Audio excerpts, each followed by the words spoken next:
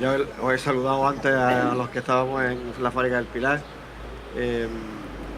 bueno, la idea de la ruta de hoy es mostrar el patrimonio azucarero de Motril, que es, como antes he comentado, es lo mismo que mostrar Motril, porque Motril surge con el azúcar, se desarrolla con el azúcar, al fin y al cabo es el azúcar. Esa historia es una historia de más de 1000 años, que comienza aproximadamente en el siglo X, con la entrada de la caña de azúcar que traen los musulmanes desde la India, donde previamente había llegado desde Indonesia, y desde aquí salta a América y de América a Australia, completando la circunvalación a la Tierra del cultivo, que se inicia precisamente en el siglo X. Ese cultivo inicialmente se implanta en la Vega de Motril, como he comentado, es un cultivo de origen asiático, por lo tanto tiene los requerimientos que tienen las plantas en ese entorno, que es que necesita la mayor disponibilidad de agua precisamente cuando menos hay en el Mediterráneo, que es en el verano. Ese cultivo es posible aquí porque se dan las condiciones climáticas y porque tenemos un regulador natural que es el de hielo. En el clima mediterráneo habitual, en verano no tenemos lluvia. Pero aquí, al tener el agua de Sierra Nevada, precisamente en esa época, en la primavera, comienza el de hielo y permite regar un cultivo que en otras condiciones no sería posible. Por eso Motril, desde el primer momento, no Motril, la Vega de Motril Salobreña se convierte desde ese momento en el gran productor de azúcar durante casi 1000 años. Inicialmente el cultivo del azúcar era un cultivo marginal, pequeñito. Tiene unos usos ligados como colirio, como edulcorante de los medicamentos. Es un producto destinado solo a las élites del momento. No tiene un uso general. El azúcar en ese momento, el edulcorante generalizado popular es la miel. No se utiliza el azúcar. Hasta que al comienzo del siglo XI se expande su consumo y comienza la producción masiva del azúcar en nuestro entorno. Inicialmente se producen en unas pequeñas factorías que se llaman aduanas de azúcar, donde el procedimiento era muy sencillo, era pues, el mismo molino que se utilizaba para la aceituna, para obtener el aceite, se molía la caña de azúcar allí y se concentraba en unas formas de barro, que son los panes de azúcar. Yo me imagino que todo esto que estoy contando ya lo sabéis casi todo, pero en fin, por centrarnos, en los panes de azúcar donde las mieles, el jugo se va cuajando, previamente se ha ido concentrando en calderas, donde se ha ido evaporando el agua, y de ahí se obtienen los panes de azúcar. Hay que decir que todo el azúcar que se produce en Motril se comercializa primero en Almuñécar y posteriormente en Málaga. Por eso los azúcares de Motril se conocen en general en esa época como los azúcares Malicha, que era el nombre de Málaga, que era de donde se exportaba el azúcar. Todo este sistema de producción, que era un sistema de producción pues casi artesanal, cambia a partir del siglo XIII-XIV, especialmente sobre el XIV, cuando los genoveses entran a firmar un acuerdo con la Casa Nazarí y aportan los capitales que transforman, en primer lugar, las pequeñas aduanas en grandes ingenios, como el de La Palma que tenemos aquí, que es el único que queda en Europa. Y la producción que se hacía hasta ese momento en la Vega de Motril Salobreña y en general en todas las vegas litorales, que era una compaginación de alimentos, de producción para comer y azúcar, desaparece y se convierte en un monopolio, en un cultivo extensivo del azúcar, porque está destinado a exportarse, sobre todo a los países del norte de Europa, que son los que demandan este nuevo producto que ya empieza a internacionalizarse. Consecuencia de eso es el surgimiento de la ciudad de Motril. Motril surge posiblemente en el siglo XI, aunque la primera cita es del siglo XIII, y surge precisamente por la expansión del cultivo del azúcar, de la demanda del azúcar y de un proceso natural, que por eso luego vamos a ver la charca de Suárez y la desembocadura del río Guadalfeo, y es que las condiciones del delta del río Guadalfeo, en general las condiciones en todo el Mediterráneo cambian, y se produce la progradación de todos los grandes ríos. Se forman los deltas, lo que era lo que actualmente es la Vega de Motril Salobreña, era una gran bahía que llegaba aproximadamente hasta donde está el Tajo de los Vados, y el proceso de colmatación hace que todo eso se convierta en tierra y se generan unos problemas graves en Salobreña, que en ese momento es la Medina, la capital del entorno del Guadalfeo, en el que se pierde su capacidad como puerto por el aterramiento de esa zona, y en segundo lugar se generan zonas palustres que empiezan a generar problemas sanitarios en las zonas de Salobreña. Por eso la población, una pequeña alquería que estaba aquí, que era Motril, empieza a tomar dimensión, y para eso es necesario construir una acequia, porque Motril carece de abastecimiento de agua,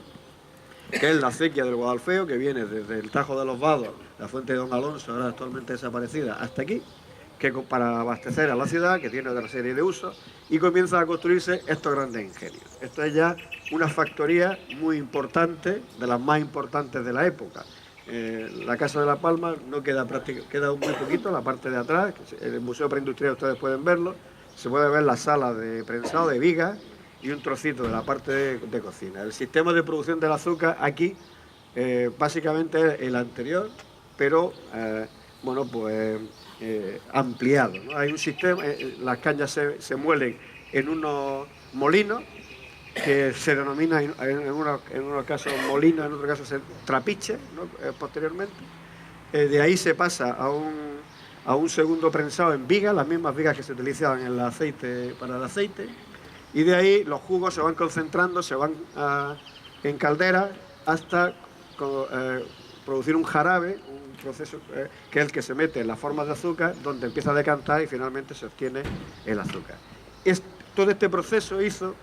que se produjese una crisis ecológica enorme en toda la cuenca, porque un ingenio como este consumía en cada temporada 11.000 carretas de leña, con lo cual la leña fue un elemento determinante, fue el que acabó inicialmente, de tal modo que en 1613 se tienen que cerrar prácticamente todos los ingenios, solo muelen 3, se prohíbe la entrada de cañas que no sean de Motril, por ejemplo de Pataura se prohíben, las de Salobreña se prohíben, porque no hay leña para abastecer las calderas del azúcar. Esto, unido a otra serie de problemas, como fue un cambio climático en las condiciones, la pequeña edad glacial, que es un periodo frío que se produce a partir del siglo XVI, y la entrada de azúcares que vienen desde América, pues son los que producen definitivamente la crisis de la caña, que finaliza en su primer periodo a mediados aproximadamente del siglo XVIII. Motril entra en una crisis enorme, se prueba el arroz, se prueba el algodón, se prueba una serie de cultivos alternativos, y finalmente ya a mediados del siglo XIX, con Ramón de la Sagra, un masón que era el encargado del Jardín Botánico de Cuba, de La Habana, vuelve aquí con la idea de aplicar las máquinas de vapor y la industrialización, junto con nuevas variedades de la caña de azúcar en la zona. En América, la caña que había ido a América, allí el proceso de obtención de la caña se desarrolla tecnológicamente, tanto en los procesos de obtención del azúcar como en la generación de variedades. Hasta ese momento la caña de azúcar se plantaba de canuto, era lo que producía una degeneración de la especie que daba cada vez menos rendimiento. En América logran producir caña de azúcar de semilla, con lo cual permiten las hibridaciones de especies y generar nuevas especies cada vez con más rendimiento. De tal modo que aquí, cuando viene Ramón de la Sagra, viene con nuevas variedades de caña, entre ellas la caña del mil, la caña de Armí, que se dice en Motril, es la caña del mil, es la caña que venía numerada, y la gente conoce, era la primera caña que venía con un número, la gente decía la caña del mil, de ahí viene lo de la caña de Armí. Esa nueva tecnología, Ramón de la Sagra se la vende a la Compañía General, a la Peninsular, que es la primera compañía que se crea para poner en marcha los ingenios de azúcar, pero la Popular, que son grandes inversores, lo que hacen es robarle la idea. Cogen el proyecto y montan una fábrica en Almuñécar, que es la primera fábrica de carácter industrial que se pone en marcha en Europa con el azúcar. Inmediatamente, otros propietarios locales, en este caso los Burgos, que tenían el ingenio de la Alcolera, adaptan su ingenio, que era un ingenio hidráulico, se lo venden a unos ingleses y finalmente lo compran en Marqués de Lario. A la vez, la familia Agrela, en Salobreña, pone en marcha su fábrica, que es la que vamos a ver al final, que son prácticamente paralelas una y otra, y después cada uno de los grandes inversores de la zona, los Burgos, los Agrela, los Welling, en fin, toda esta gente que conocéis, según duda, de toda la burguesía malagueña y granadina, pues entran aquí con la gran capacidad especulativa que tiene la producción de azúcar en la zona. Y se ponen en funcionamiento pues toda esa serie de fábricas que vemos aquí. que es una de ellas la fábrica del Pilar. La fábrica del Pilar se pone en funcionamiento en 1884, si no recuerdo mal. Inicialmente está al final del proceso de producción y se pone en marcha en un momento crítico, porque en 1885 la península abre su mercado al azúcar cubano, con lo cual significa la caída de precios generalizados del azúcar en nuestra tierra, y a la vez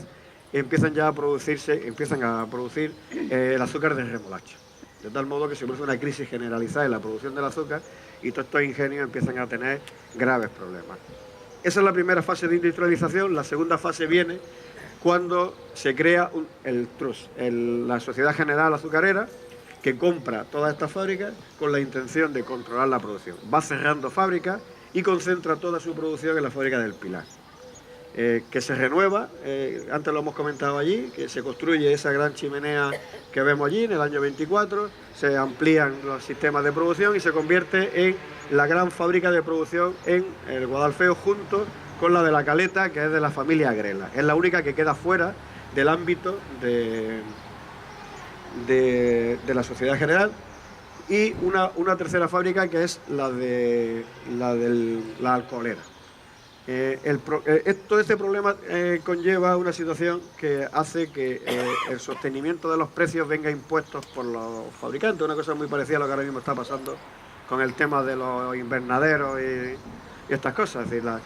quien controla el mercado, que es la fábrica, porque la caña no tiene sentido si no la lleva a la fábrica, en este caso las comercializadoras,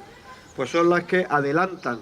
los inputs, el dinero para la plantación, para poner en marcha las cañas, adelantan el dinero con la finalidad de tener al productor controlado para que le lleve las cañas a su fábrica, porque eso era fundamental, ¿no? Y al final quien impone el precio es la fábrica. Eso es un tema no resuelto. Todas las fotos que veis de Motril, de las concentraciones estas de gente en la puerta del ayuntamiento, se deben al precio de la caña, que no se resuelve hasta la Segunda República, cuando se fijan ya los precios en base al contenido en azúcar de la caña y no al peso que impone cada una de las fábricas, ¿no? Como consecuencia de esa imposición de precios se produce una serie de revueltas que acaban en 1901 con la quema de la fábrica de Larios y la maldición del marqués de Larios sobre Motril, ¿no? Famosa. Es que me tienen tasado ahora, lo cuento, pero el marqués de Larios, cuando le queman la fábrica, dice que Motril jamás prosperará y que esto será una tierra empobrecida de por siempre, ¿no? La maldición, ¿no?, del marqués de Larios. Lo que pasa es que después ahí le quemaron la fábrica en la Segunda República. Bueno, como consecuencia de esa situación se produce la tercera fase de la industrialización, que es la respuesta de los pequeños propietarios a esa imposición de precios de la Sociedad General Azucarera, que es la construcción de unas pequeñas fabriquitas como la Almudena, la remodelación de San Fernando, etcétera, etcétera, como para intentar moler su producción cañera a sus precios sin que se le imponga. Pero en fin, eso acaba definitivamente en Motril, en el año 84, si no recuerdo más, cuando cierra el Pilar, y finalmente la fábrica de La Caleta en el 2006, que me parece que es la última zafra que se hace allí. Como veis, 1000 años de historia del azúcar, que ha dejado un patrimonio industrial que es pero no solo la importancia del patrimonio que queda no solamente es la maquinaria, sino el momento que explica. Esto explica un cambio importantísimo en la historia, que es la intervención de los genoveses. Se llama Ingenio de Lucas de Palma, que Lucas de Palma es un genovés. ¿Sí? Quienes ponen el dinero, quienes invierten aquí, quienes controlan el comercio son los genoveses. Es la fase del capitalismo comercial que empieza a surgir, y esto es un elemento fundamental. Y la fábrica del Pilar, que es el ejemplo claro de la mecanización y del surgimiento de la burguesía como una nueva clase,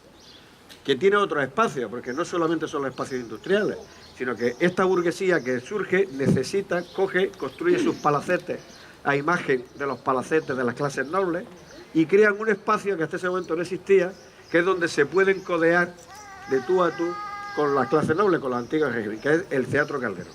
Los teatros son el lugar donde la burguesía se puede sentar junto a las clases nobles de tú a tú y es su espacio, ya no dependen de ellos. Es decir, que esos espacios, y justo con la trama urbana, son los espacios del poder,